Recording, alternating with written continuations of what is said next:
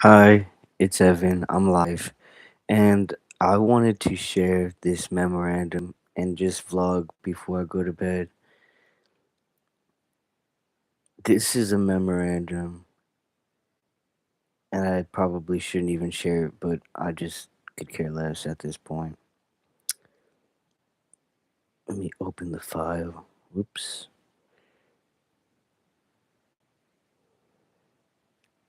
I'm at the point where I'm just like, what's the point?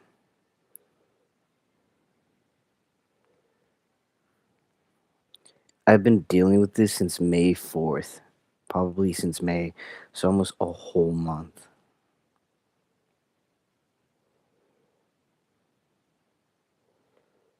Let me see. So, the memorandum, June 11th, 2026. To whom it may concern, Evan Mendez participated in a homeless assessment on 9/22/23, and it was documented that he was literally homeless for 1 day or less. Mr. Mendez was referred to a grant per diem GPD program on this date. Mr. Mendez entered a grant per diem program at the Warriors Refuge from 9/27 to 8/10/24. He was also assessed at imminent risk of homelessness on 1/21/25 when he was staying temporarily with friends. No additional homeless assessments have been completed recently to assess veterans' homelessness. He is not currently enrolled in a residential treatment with GPD or the domiciliary. If you have any additional questions or need additional information, please contact me at and the number.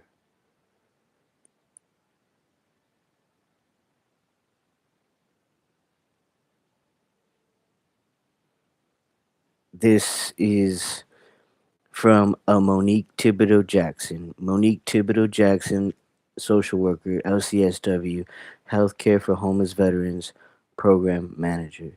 And I just want to share it because this is the third time I am very familiar with the day that I left. It was my roommate's birthday, which is on the 11th. And either way, like, it's been said that so basically my dental is offline, and there's no reason why my dental should be offline. I receive dental care in service through the VA homeless program. I am eligible for dental, and regardless of which avenue or which way method, I should have my dental online at the VA. And the homeless shelter is saying that I received two visits at for dental while at the shelter through the VA, and that's not true. So it's just unreal. And these are people that are using CAC signatures on the bottom of the memorandums. They're using government seals. It says Department of Veteran Affairs, Michael E. DeBakey, VA Medical Center, 2002 Holcomb Boulevard, Houston, Texas, 77030. Like, I don't understand. And it's in blue ink. I don't understand why, like, my phony driver, Ronnie, the other day, he was just like, he kept it real with me, but at the same time, like, hey, these people they've experienced things and they talk and they do what they do and they're driving me. And my thing is like, I hate to say that Miss Brenda had a point, but Miss Brenda said, you know, be about it. Like, a lot of these people, they're just they're really not about it, and they'll make themselves out to be something, but they're just not about it. And so it's like, this is somebody that's putting a government seal and their name. And I've been trying to reach out to this person since 2023. 2023. So actually, let me double check because these dates are just awful. Yes, 2023, January 21st, 2025.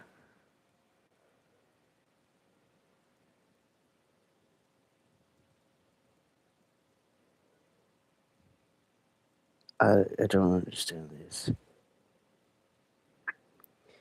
It's just like unreal. Whatever is going on, it's dumb. It's stupid. Like I have just zero tolerance at this point. I'm reporting these people. I'm reporting everybody. I'm just going to report them all and let the government and the law deal with them because obviously they feel confident enough to put government seal and cat card. Like they have no regard for cat signatures. It says this is a cat signature on the 10th, 2026, on the 10/25/33. And then I received the email. It doesn't make any sense because I received the email. Let me see when I received the email. On the 12th, the CAC signatures is just, it doesn't make any sense at all. Like, why wait the 2 days to send it back to me? It's just like unreal. And here I am waiting on stupid stuff because everybody thinks they have me figured out. And I'm just like, at the end of the day, since 2022, people that have OSHA, NHTSA, NLRB, DOL, all of these federal agencies and all of these people that I have reached out to and have reached back out to me to get my story, they have been on the clock. They have been paid. They have been paid off my case to interview me, to investigate, to do all these things. And yet here I am still YouTubing to zero viewers and zero thumbs up and zero chats, just making these vlogs. I remember in the very beginning of just looking for attorneys and getting help, trying to get myself help. I remember this constant thought of like, if something happens to me, nobody is going to know what led to what has happened to me. And I was surrounded by super dumb people.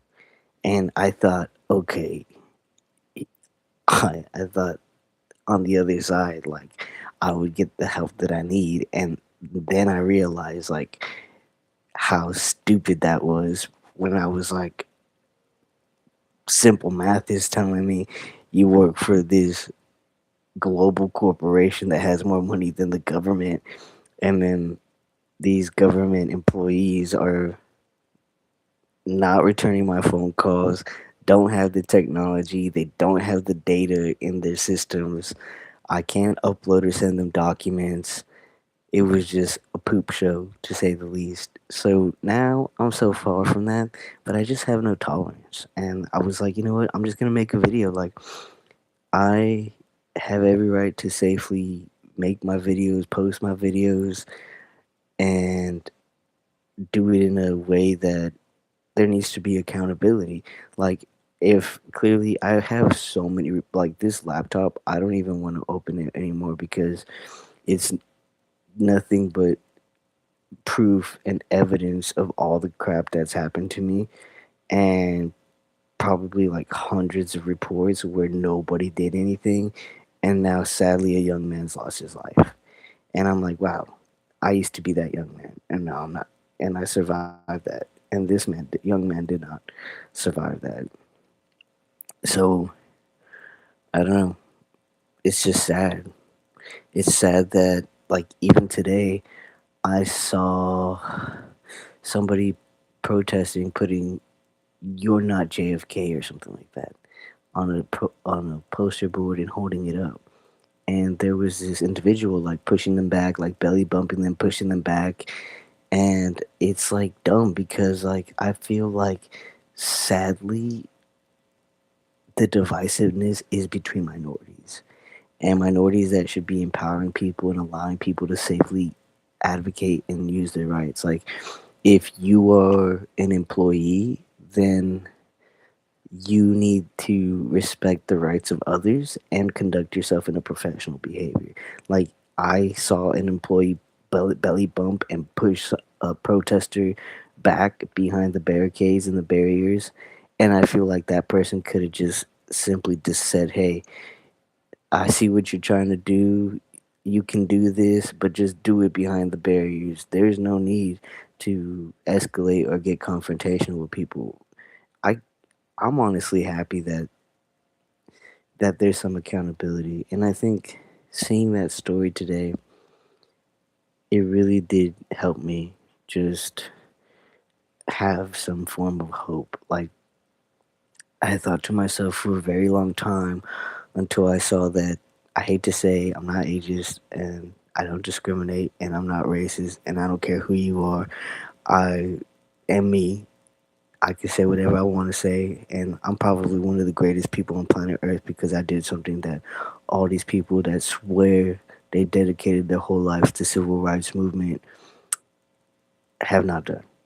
So they can go take a walk for all I care. And every day, a lot of these people are at Capitol Hill in Washington speaking on behalf of their constituents. But guess what? They're not writing reports to the EEOC. They're not writing reports to the NLRB. They're not writing reports to the ABC, to the LMNOP. Evan Mendez has. Evan Mendez did, and nobody listened to me. And now, here we are, present day. So I just felt today when I saw that what I'm saying in a sensitive manner, in a nice way, that little old lady bring about this lawsuit, bring to court and present to court that what has been done is wrong. And I think Jack Schlossberg said it best. Art is the I I guess for me, art is for me I describe art as an outlet and the muse and the outlet of one's I suppose like one's inner self, inner being, identity. Like it's how that configuration full system of your brain transpires everything. Your senses, your smell, your whole reality and how you experience the world, and it transpires into forms of art, whether that be abstract or so many different art forms. And I think that art in any form of visual, audio, visual way, you know, that is a true method to how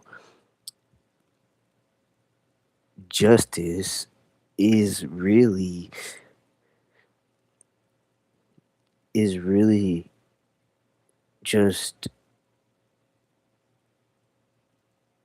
transformed. Like there are legal systems, but expressing art yourself through art, like coping with art and understanding like, okay, I may not be able to change the entire system, to rule, to dominate, to whatever, but I can create something. I can innovate something. I can innovate systems and countermeasures, or I could just paint art. Like I can heal through art. And for somebody to just tarnish and I wouldn't even want to say taint, but really just tarnish a historical icon, character, president, symbolism, like a historical landmark and symbolic, just, it really just degrades our country. And whenever I heard Jack Schlossberg quote JFK today, it really just, I broke into tears because this is somebody that I feel as a adult. Like I'm 34 and I feel like you know I've grown into my almost mid 30s with this person, and they're quoting their grandfather. And I think about what my grandfather meant to me and the things and how he viewed America. And JFK really knew himself to express that what makes this country is what this country spews out. Like what this country spits out, spews out, what this country creates is,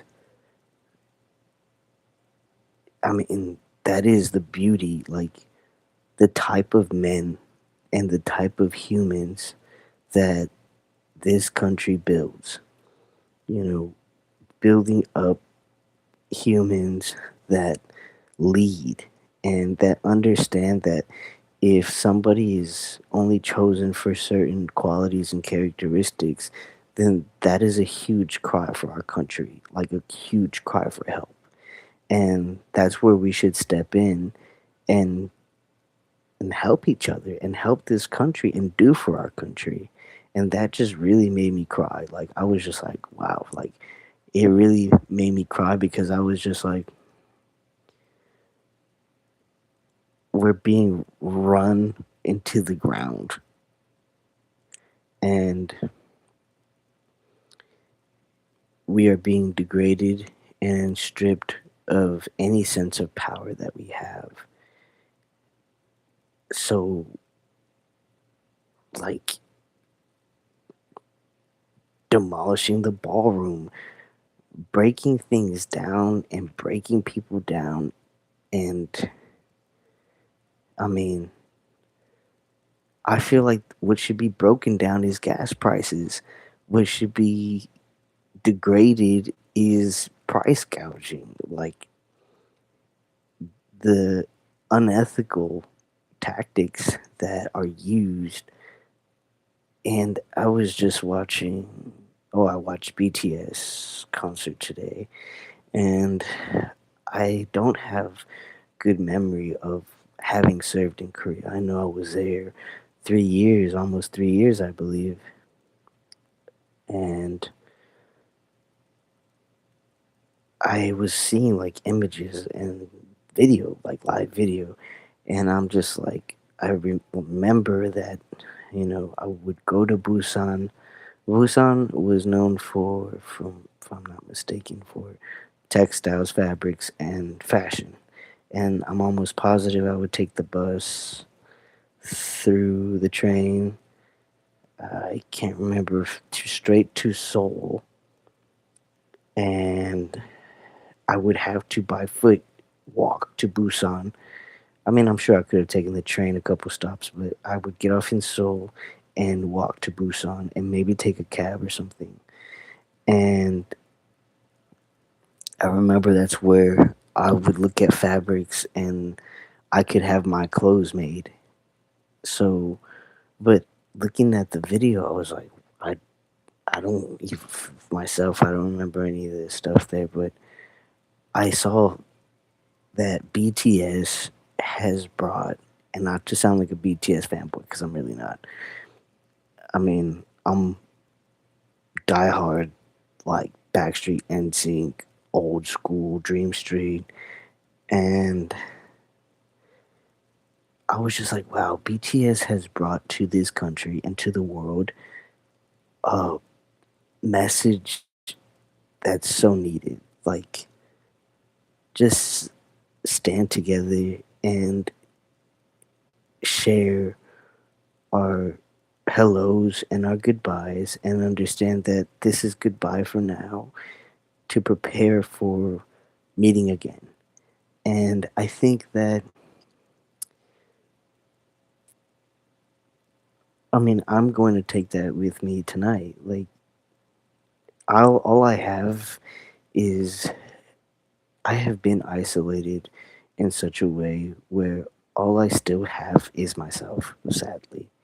And I know that that's not true. I know that I'm supported, but in this circumstance that I I'm I'm finding victory in, I understand that I can achieve that victory, but I can't achieve it alone.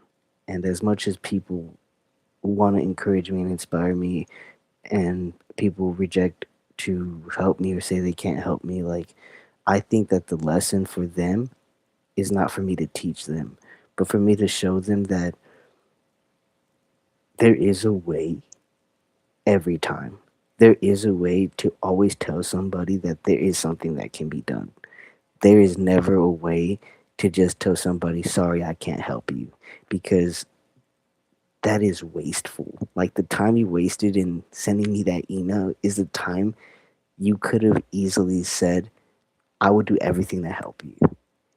And I think that I can remember without a doubt that one person gave me the time of day to just listen to me. And I think to myself, I don't know where I would be today had I not just, to the best of my ability, try to communicate that something was seriously wrong. This person just heard me out and questioned me, and that was more than enough to help me get to this point. And I recently was like, I wish I had that courage. Like, I know I didn't communicate the greatest, but I wish I had that courage still to just have what it took to do that. But I right now I don't have a good understanding of like what was going on in my mind then. Like, I know that I from what I see in my photos and in my videos, like, I know that I was just so great. Like, I can see like I had this skill and like this confidence in this skill, and now I just garden and spray bug spray and weed killer and grass killer,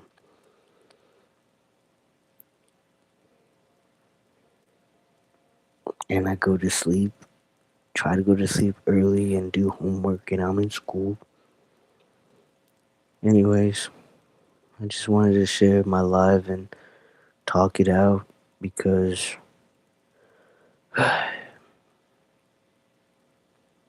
my mental health is offline, but there's a plan.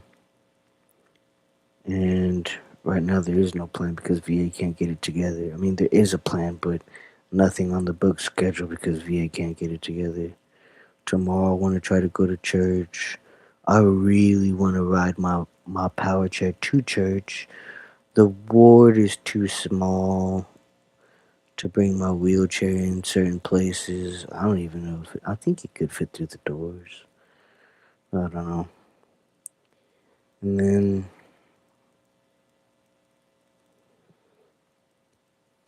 excuse me, and then I could go to the church that has access, but it's just so hot.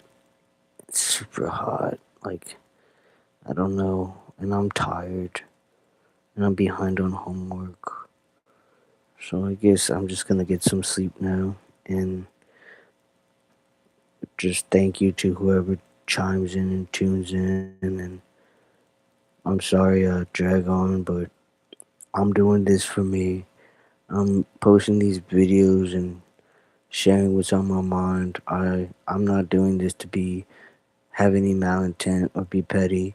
I feel like the entire time I was at the shelter, I should have recorded, I should have taken pictures.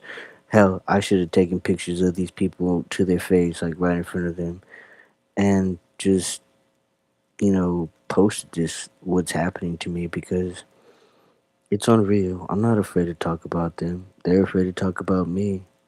I mean, they talk about me behind closed doors, I'm sure. Obviously, it seems that way because they got this information from the shelter and nobody's asked me anything. I had to be the one to say something seriously wrong here, like always, which is unreal. It's unreal. Like, I don't feel bad for every other veteran. I feel bad for me. And I think how I come to that calculation of so much sorrow for myself is that understanding that if this is how people treat me, regardless of the treatment plan that I'm in or clinical care that I'm under, providers that I have, I can only imagine what another veteran goes through, what their family goes through. My family suffers, my support system suffers. The shelter, as much as they swore they cared, I guess they just don't care.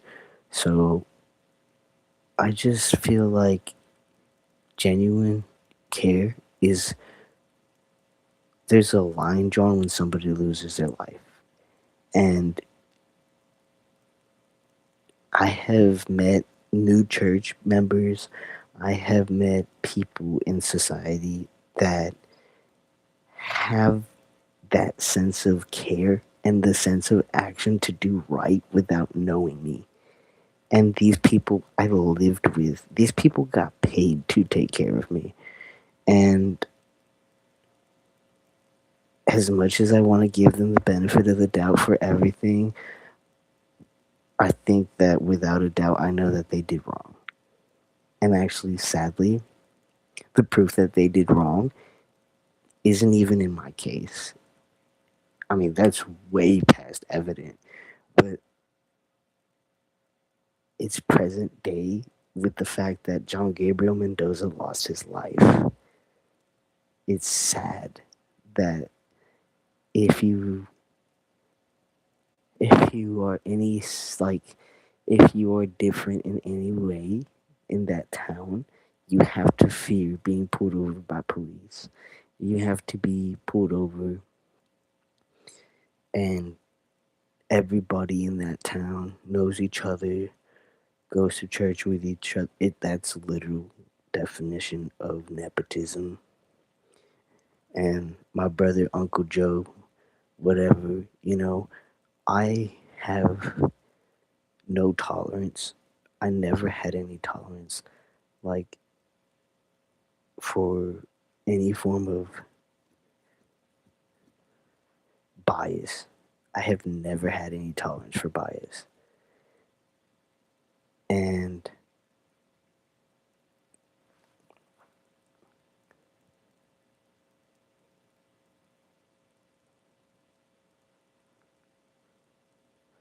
I would say that that comes from my my my study. Like, I built engines with people that so many different people. I built engines with a lot of veterans. I built engines with building engines was my everything. And I mean, there was not one person, like almost every single person just helped me, taught me, taught me too well, I think, and set me up for success, for way more beyond success, I would say.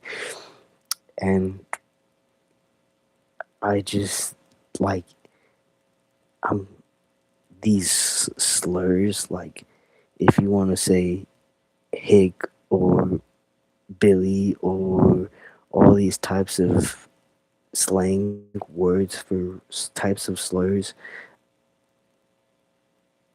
well, I feel like that really shows your character.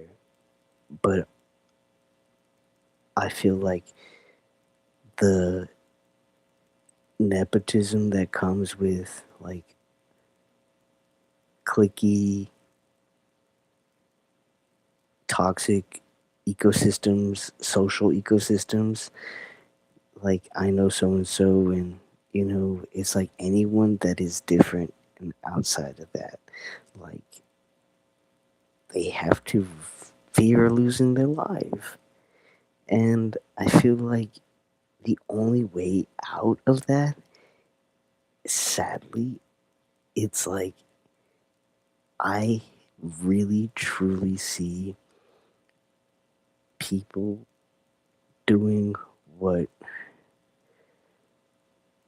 what they were always taught.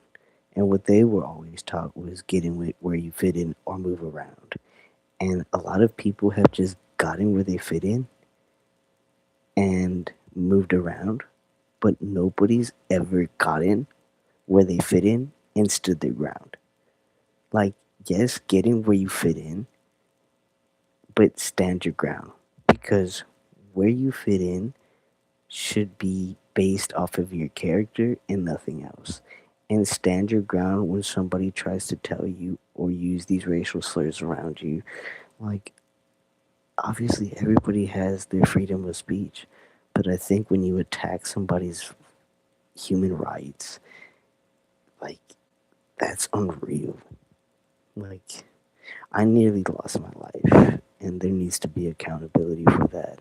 And the fact that I waited 2 months for somebody to write me a letter is like unreal. Like, this person didn't go to pre-K. Sad. So I don't remember ever waiting. I don't remember ever like my doctor, my PCP instantly wrote a lot of certain doctors that I've had have like immediately wrote letters. This is a social worker. Sad. This is someone's social worker, not mine. I mean, my social worker is seeing all this, and sadly, I don't even know. Like, what is she gonna do? I mean, what can we do? Report this lady. She obviously needs more help than me. But that's okay. We'll help her out because I'm gonna report it to the law, and the law will handle her. And I think that one thing Luigi Mangione situation taught me was, you know, I'm grateful, thankful that I was never left alone because that's what loneliness leads to. And also, like, I've really seen, you know, I think the counter to why he's so idolized.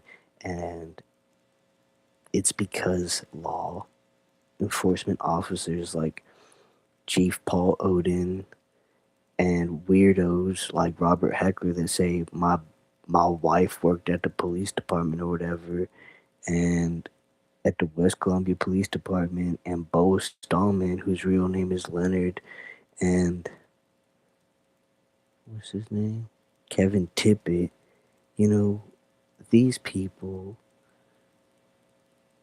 have enforced their own interpretation of the law, and that's not what law enforcement does at all. Like, there is a system, a justice system, there are laws, laws of the land, and their job is law enforcement. Their job is not to enforce their interpretation and their impose their biases and their beliefs into society and inject that into society because clearly their beliefs are corrupt and racist and discriminatory and evil, quite frank, and it led to me losing my life and now another young man. So I think I have said all I needed to say tonight and shared all I needed to share, and I have no tolerance. Like, I get scared to like report these things, and I shouldn't. I get scared because I don't know why I get scared. I just get scared that it's gonna cause problems, more problems to my support system, and the retaliation that comes with that with staff from the VA. I've faced it, and also it's not even so much that as it is like I just want to move past this. I'm already in school. I have 3 courses. It's a different pace, you know, than what I'm used to. On top of my 3 courses, I have unreal amounts of appointments that I have to go to, and in these transport vehicles, I meet these characters, and I entertain it because I'm just like, I'm just so tired. I'm tired of, like, I'm burnt out. I deal with these interactions because they're unhealthy. Okay, like, I was in the worst possible. This is what I've been reduced to. I've been reduced to being in those vans, and being in that type of environment. And now I'm getting out of it. Okay, but I mean, okay, like, what do I do? You guys are the government, and you have me in these shitty vehicles, and I mean, it's just like, what do I do? I mean, apparently, like, the hospital just can't get it together.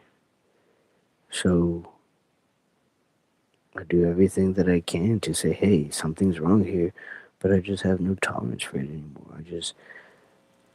I don't want any problems with anybody. I don't want conflict. I don't want problems, but also I don't want to lose my life over it anymore.